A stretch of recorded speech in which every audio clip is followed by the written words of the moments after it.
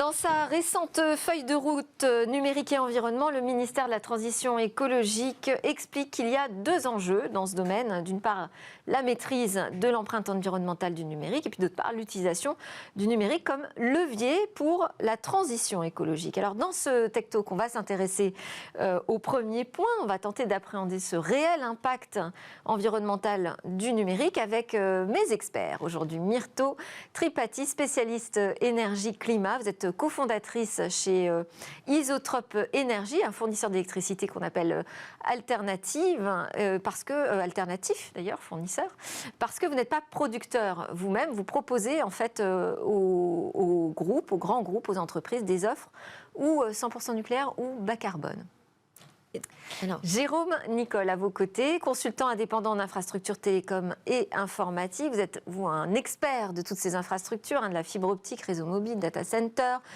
Vous travaillez sur l'optimisation des systèmes d'information, routage d'Internet et notamment tout cela sur les volets économiques et énergétiques. Alors, je voulais avoir déjà vos réactions sur les faits concrets. Moi, j'étais à un événement à La Rochelle il y a quelques jours qui s'appelle Beboost, dédié à la communauté open source. Et était présent Tristan Nitto, qui est un fondateur de Mozilla, qui s'intéresse désormais aux problèmes du numérique et de sa pollution. Et alors, ce qu'il nous dit, c'est que le numérique arrive en troisième position en matière d'émissions de gaz à effet de serre. Ça veut dire que ce n'est pas le problème numéro un, mais enfin qu'il a quand même sa part de travail à faire. Et il dit qu'il faut se concentrer sur ce qui a le plus d'impact, à savoir les terminaux, les réseaux et les data centers. Déjà, est-ce que vous êtes d'accord là-dessus, sur aujourd'hui le numérique, troisième responsable des émissions de gaz à effet de serre, et ces priorités sur lesquelles on doit travailler? Alors, je pense que la première question, c'est de définir le périmètre. En France, le chiffre n'est pas bon. Pris dans sa globalité, on ne dispose aujourd'hui que d'estimations d'ordre de grandeur avec des marges d'erreur et pour le coup, affirmer tel quel un pourcentage, aujourd'hui, tant qu'on n'est pas d'accord sur la méthode, sur ce qu'on compte, sur les externalités négatives comme positives, en fait, c'est assez audacieux d'établir un classement des problèmes. Et tant qu'on n'est pas... On a quand même, je crois qu'on en est au 6e rapport du GIEC, qui nous donne des indications aujourd'hui sur ces responsables des émissions de gaz à effet de serre. Tout à fait, mais le GIEC porte sur des sujets beaucoup plus macro et pas spécifiquement sur telle ou telle industrie. On va voir l'Agence internationale de l'énergie. Alors c'est vrai, quand il parle de troisième position, pardon, juste pour préciser, il parle de la partie équipement dans laquelle on retrouve le numérique, mais pas uniquement. Voilà. Et sur la partie empreinte globale du numérique, il y a une particularité, c'est qu'on a une partie terminaux, on a une partie infrastructure et une partie service. Oui. Et les trois ont des empreintes radicalement différentes. Typiquement, l'Agence internationale de l'énergie reprend régulièrement des rapports alarmistes sur le sujet, où en fait la clé de répartition est une empreinte de l'infrastructure strictement proportionnelle aux usages. Or, l'infrastructure, elle est là, elle a coûté la même chose à mettre en place qu'on s'en serve ou pas, et la variabilité de son empreinte, en fonction de l'usage, est une proportion très faible de l'ensemble. Donc on a un problème sur les outils de mesure déjà. Et sur les capacités d'accès aux données. Une réaction ? Oui, si je peux me permettre, de manière globale, peut-être pour reposer un petit peu le cadre. Quand on parle d'empreinte environnementale, on parle certes de climat. Alors, c'est vrai qu'aujourd'hui, l'empreinte en termes de gaz à effet de serre est une donnée essentielle du problème. Il faudra aussi parler un tout petit peu, ou en tout cas ne pas omettre de parler de tout ce qui reste de l'empreinte environnementale, c'est-à-dire les extractions minières, la gestion des déchets, la pollution, etc. Tout ça reste une empreinte environnementale qui est aussi importante pour toutes les industries. Je ne vise pas du tout particulièrement le numérique là-dessus, mais bon, il faut bien avoir cette vision un peu globale. Et puis sinon, alors évidemment, pour aller dans le sens de mon collègue ici, les périmètres sont toujours en cours de définition. Il faut savoir que l'Union européenne a posé sa directive sur la question du numérique en 2005. C'est somme toute assez récent. Il y a encore beaucoup de méthodologies de comptage. Donc où est-ce qu'on commence, où est-ce qu'on finit ? Ce qu'on peut dire, c'est que grossièrement, alors vous me corrigez si je me trompe, mais je pense qu'on peut aller jusqu'à dire que c'est à peu près 5% des émissions de gaz à effet de serre mondiales, tout compris, si vraiment on a une acceptation de l'écosystème numérique assez large, et puis que globalement, on va dire une petite moitié concerne ce qui est infrastructure, data center, réseau, équipements, serveurs, et une grosse moitié les usages. Et moi, là, peut-être, où mon expertise est un petit peu plus ciblée, c'est rappeler que finalement, cette empreinte-là, elle est surtout l'empreinte de l'énergie qui est utilisée soit dans la fabrication des équipements, soit dans l'utilisation, c'est-à-dire nous, quand on recharge nos smartphones, nos équipements, etc. Et qu'en fait, c'est cette empreinte-là qu'il faut regarder. L'empreinte de l'énergie qui est utilisée à la fabrication et à l'usage. Et là, effectivement, où que vous soyez sur la planète, finalement, vous dépendez soit de l'endroit où les équipements sont fabriqués, donc on est en Asie essentiellement, Chine, Taïwan, Malaisie, Vietnam, pour ce qui est de la fabrication des équipements. Et puis dans les usages, c'est là où nous sommes, avec peut-être l'Europe du Nord, un très très gros consommateur, particulièrement, et puis le mix électrique qui dépend de chacun. Quand même, pour essayer de retravailler sur ces chiffres, parce que moi, j'en vois passer des indicateurs. On a encore là, le ministère de la Transition écologique qui nous dit, sur l'empreinte environnementale des terminaux, la phase de production des équipements numériques représente plus de 75% de l'empreinte environnementale du numérique. En France ? Oui, tout à fait. Ce sont des chiffres du ministère français. Ouais.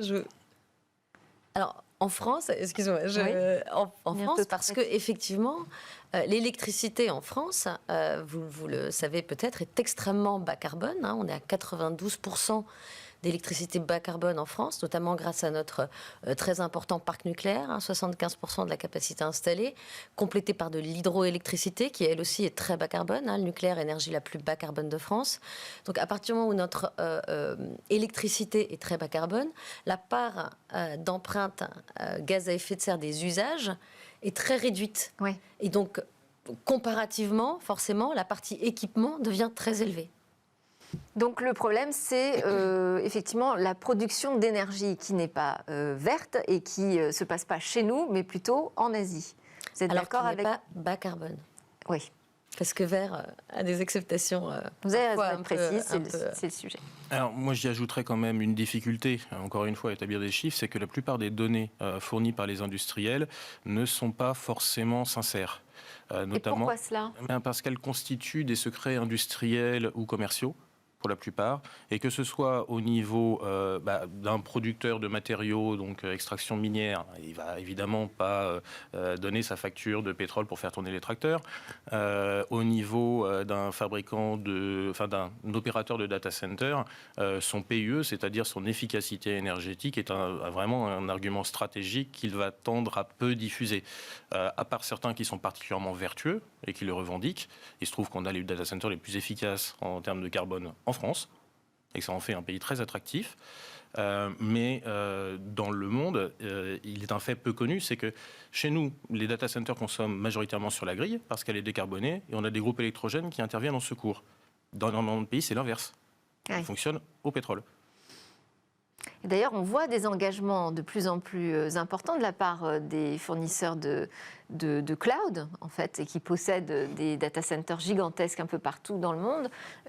Aujourd'hui, leur positionnement sur cette empreinte carbone zéro, c'est ça qui est la promesse aujourd'hui qui est faite, que ce soit par les acteurs américains ou les acteurs européens. Est-ce qu'elle vous semble un argument de communication ? Est-ce que ça vous semble aller dans le bon sens ? Est-ce que ça a une véritable efficacité sur l'empreinte environnementale du numérique ? La question, c'est est-ce qu'on fait confiance à ces chiffres ? Parce qu'ils n'ont pas d'obligation légale aujourd'hui à fournir des données opposables. Et les promesses qui sont faites aujourd'hui ne semblent physiquement pas tenables, et les données qui sont disponibles, alors sous sceau de confidentialité aujourd'hui, ouais. En tout cas, tendent à indiquer que il y a quand même beaucoup de joueurs de flûte dans leurs services de communication. Mais quand vous dites que ce n'est pas tenable, je voulais vous faire réagir aussi, Myrto Tripati, là-dessus. Avoir une activité économique de production qui soit zéro, enfin bilan carbone zéro, c'est possible ou c'est pas possible aujourd'hui ? Alors écoutez, c'est possible, en tout cas c'est souhaitable, et je pense très sincèrement que ça sera possible. Est-ce que ça l'est tout à fait aujourd'hui? J'en suis pas sûre. Une chose est certaine, c'est qu'en France, on est plutôt bien placé pour y arriver. D'abord parce qu'encore une fois, ce sont des activités qui sont très, très électriques. Je ne sais pas si ça se dit, enfin en tout cas très consommatrice en électricité, hein, et pas forcément en énergie, en électricité, notamment tout ce qui est numérique et digital. C'est un petit peu comme vos appareils électroménagers, c'est ce qu'on appelle de l'électricité spécifique. Ce sont des appareils qui ne savent fonctionner qu'à l'électricité, donc vous ne pouvez pas les faire fonctionner avec autre chose. Et effectivement, dans un pays comme la France, mais vous allez aussi avoir le cas en Norvège par exemple, avec l'hydroélectricité, ou en Islande avec la géothermie. Pourquoi est-ce que je prends ces pays-là? C'est parce que leur source d'électricité est extrêmement bas carbone. Et du coup, ils ont ces vraies tendances, notamment sur les latitudes un peu plus élevées, à héberger les data centers, à héberger tous ces gros équipements très consommateurs d'électricité qui ont besoin de beaucoup de refroidissement, de choses comme ça. Et ça permet de faire descendre la facture environnementale, en tout cas climatique. Donc plus vous êtes sur un mix électrique de pays décarbonés, le mieux vous vous portez. Après, quand vous n'avez pas cette chance, entre guillemets, ou alors que vous avez délocalisé peut-être dans des endroits où le mix électrique était bien plus carboné, hein, par exemple en Chine. Donc c'est un des enjeux de la réindustrialisation. Hein. En Chine, vous avez 70% de l'électricité qui est très carbonée, dont 50% au charbon. Tout ce qui est fabriqué en Chine va avoir une empreinte carbone extrêmement élevée du fait de la fabrication, du mix électrique qui sous-tend la fabrication. C'est quand même une mauvaise nouvelle, puisque quand même la Chine fabrique pour le monde entier. Et notamment, par exemple, plus de 90% des panneaux solaires photovoltaïques sont fabriqués en Chine sur base d'électricité extrêmement charbonnée. Donc c'est tout l'enjeu de rapatrier aussi ces industries-là sur des mix électriques plus vertueux, comme celui qu'on a en France. Et puis aussi d'aider ces autres pays à faire baisser. Maintenant, vous avez des grands groupes comme Apple, par exemple, qui ont décidé de créer leur propre petit parc de production d'électricité décarbonée. Hein. Donc encore une fois, on a quoi? Je fais un petit peu de pédagogie en électricité décarbonée. On a parmi les renouvelables, vous avez l'hydroélectricité, l'éolien et le solaire. L'éolien et le solaire étant intermittents, donc ayant besoin de s'adosser à une énergie plus soutenue, continue dans le temps. Et puis ensuite, vous avez le nucléaire, qui est une énergie fissile, qui n'est ni fossile ni renouvelable. C'est encore une troisième catégorie. Sachant que dans les renouvelables, tout ce qui est bioénergie est très carboné. Quand elle n'est pas renouvelée, ce qui n'est quand même pas systématique, hein, loin s'en faut. Donc du coup, voilà, on est sur ces choix-là. Et donc, quand vous n'êtes pas sur un réseau décarboné, et à vous de constituer votre propre source de production si vous en avez les moyens et la capacité. Il y a des choses assez créatives aussi. Moi, j'en ai entendu parler il y a même des années de data centers qui allaient pouvoir à la fois réchauffer et refroidir des immeubles, des appartements. Pourtant, on ne voit pas ces initiatives vraiment fleurir. Alors, là, je ne peux parler que du marché français. En fait, les problématiques sont à la fois techniques et administratives. C'est-à-dire qu'on a toutes les contraintes d'installation classée pour la protection de l'environnement qui impliquent des démarches administratives lourdes, des collectivités territoriales qui ont leurs propres exigences, notamment en termes de timing, de communication, et puis des contraintes techniques. Elles ont plutôt intérêt à communiquer là-dessus. Oui, mais il faut que ce soit dans les bonnes échelles de temps politique. Et on a, pour le coup, un problème technique qui est que l'eau qui va sortir d'un circuit de refroidissement de data center va être à 22, grand mieux 25 degrés. C'est pas suffisant pour faire du chauffage urbain.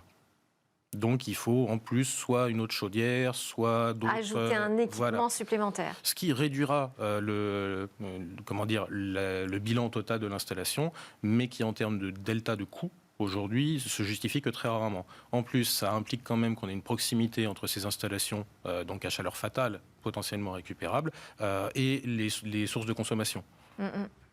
Là aussi, donc, une question de données. De données et de règles d'urbanisme.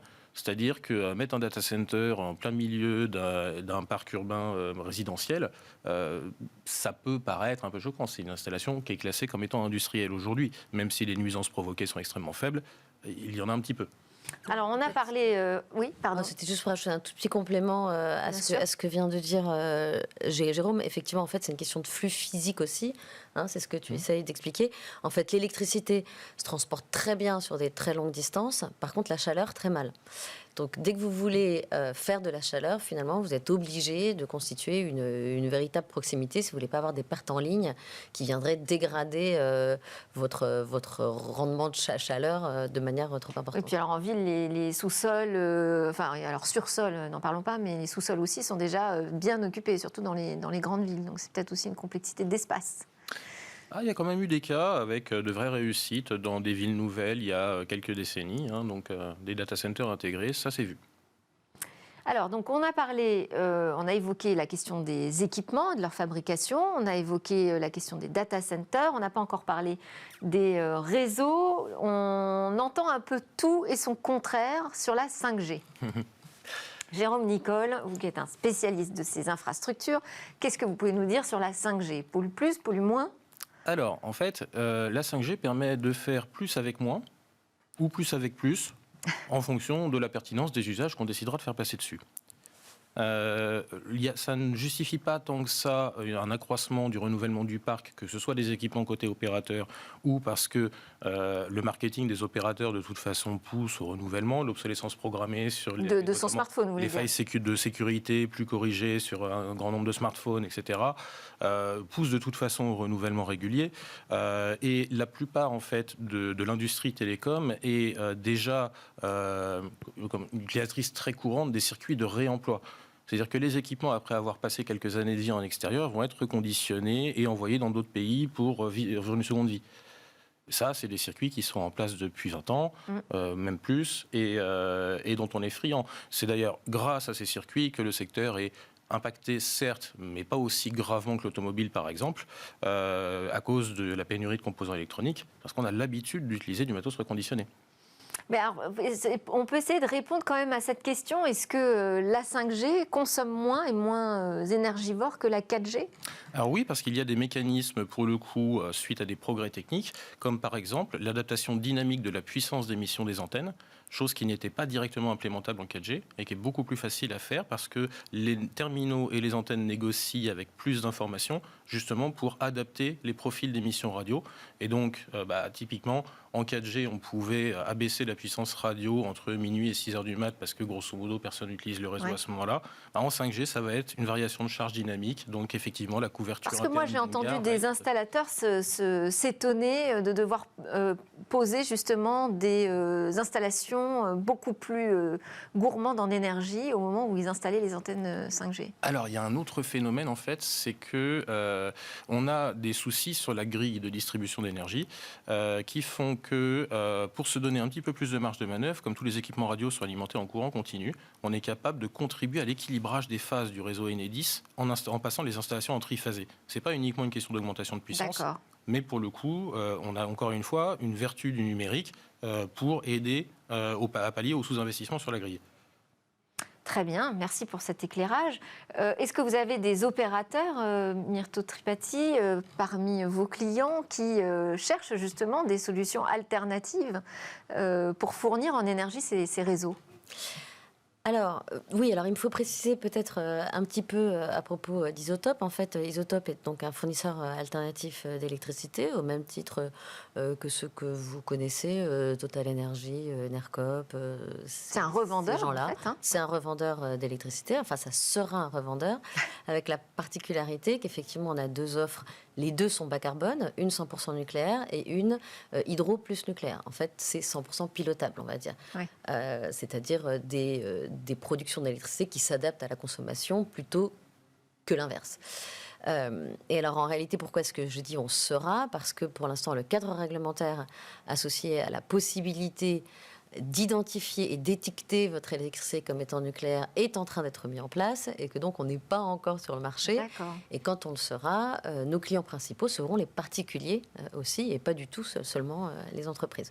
Enfin ça c'était une petite précision. Non, mais c'est important. C'est tout un marché d'électricité qui est extrêmement complexe et foisonnant aujourd'hui. De se construire. Mais pour répondre à votre question, il y a donc une très grande appétence de la part des entreprises et puis comme des particuliers aussi, mais en particulier des entreprises, pour décarboner autant que possible leur empreinte. Ça, c'est tout à fait avéré, et c'est une tendance qui, en plus, se concrétise à travers tout ce qu'on appelle les reportings sociaux et environnementaux. C'est des choses qui sont prises en compte de manière croissante par la réglementation, par tout ce qui est financement, fonds d'investissement, etc. Ce sont des problématiques qui deviennent de plus en plus accrues. Parce qu'il y a des obligations, en fait. Et parce qu'il y a des obligations, tout à fait. Et alors, juste pour rebondir sur ce que disait Jérôme, je pense que l'intérêt du numérique, pour ce qui est de l'empreinte écologique en général, de ces entreprises-là, c'est de permettre une optimisation plus fine, finalement, des procédés, des manières de faire, que ce soit sur la gestion interéquipement ou que ce soit la question du transport ou de la logistique.